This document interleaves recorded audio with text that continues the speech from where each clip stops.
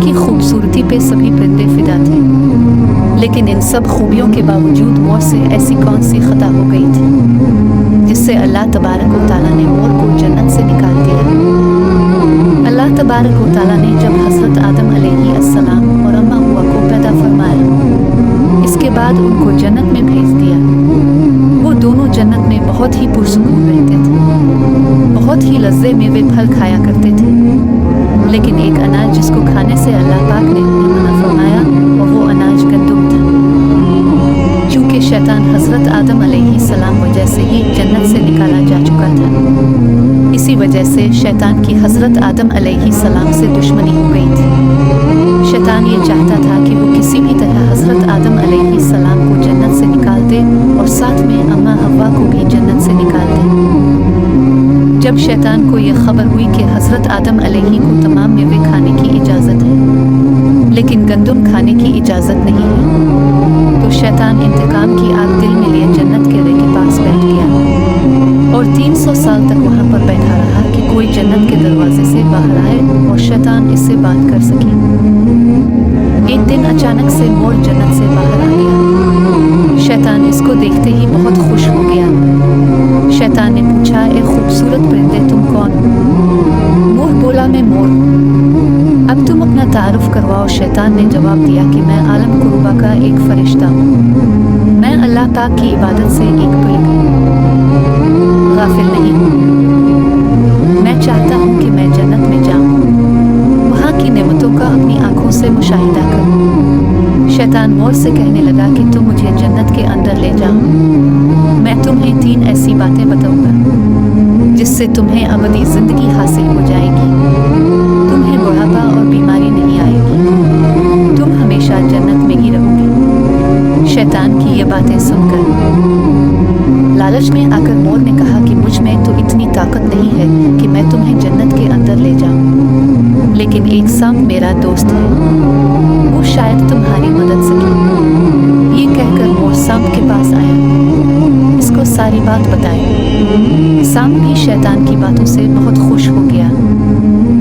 फिर शैतान को अपने मुंह में छुपा के जन्नत में दाखिल हो गया और यूं शैतान अपनी चाल में कामयाब हो गया। जन्नत के तमाम निगहबानों को यह मालूम था कि शैतान ये चाल चल रहा है और जन्नत में दाखिल हो चुका है। फरिश्ते शैतान को जन्नत से निकालने लगे। तभी अल्लाह पाक का हुक्म हुआ कि इसको अभी तक जन्नत में ही रहने दिया जाए। वो फरिश्ते अल्लाह तबारक व तआला के हुक्म से रुक गए। शायद ये हज़रत आदम अलैहिस्सलाम का इम्तिहान था।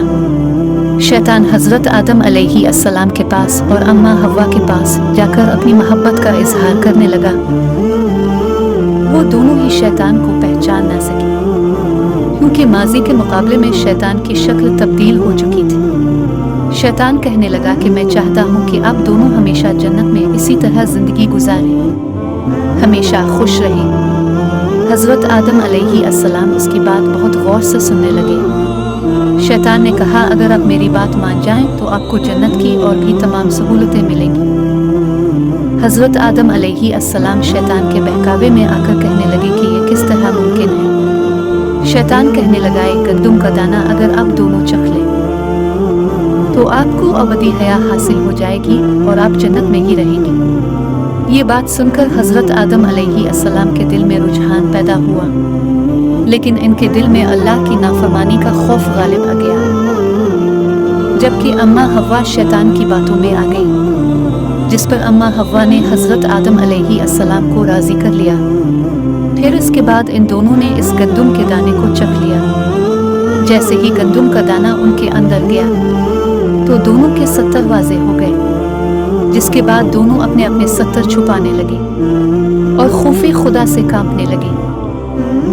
इसी दौरान अल्लाह तबारक व तआला ने फरिश्तों को ये हुक्म दिया कि हज़रत आदम अलैहिस्सलाम और अम्मा हव्वा दोनों को ज़मीन पर उतार दो। हज़रत आदम अलैहिस्सलाम को श्रीलंका के करीब नीचे ज़मीन पे भेज दिया, जबकि अम्मा हव्वा को जदा की सरजमीन पर उतारा गया।